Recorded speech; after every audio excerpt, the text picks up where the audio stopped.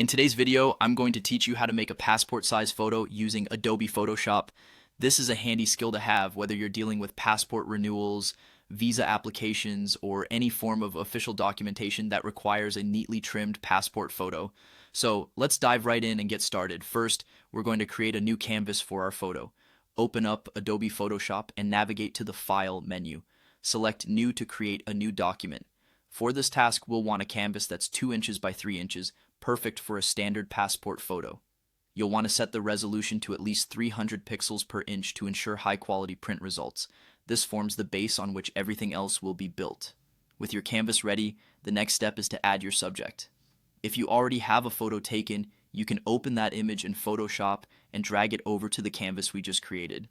You'll need to resize and position your subject appropriately. Remember, you want the face to be centered and taking up most of the frame, but not so large that it cannot be fully displayed.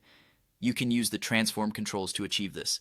Simply press Command+T on Mac or Control+T on Windows. Now that our subject is in place, it's time to refine the selection. Use the Quick Selection tool or the Magic Wand tool to carefully trace around your subject. Getting a smooth and accurate selection can sometimes be tricky, so take your time with this. If you find it too challenging, don't worry.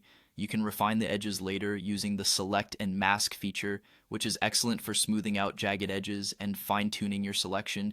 Once you're satisfied with your selection, the next crucial move is to click Select from the top menu, then choose Inverse. This action essentially swaps the selection, highlighting everything except the subject, so that we can focus on removing the background seamlessly. Now press the Delete key and you'll notice the background vanish, leaving only your isolated subject on the canvas. For those of you who like a little extra perfection, the next step is optional but recommended: retouching. Use tools like the healing brush tool or spot healing to clean up any imperfections. Look for stray hairs or minor blemishes that might become distractions and ensure your subject appears neat and professional.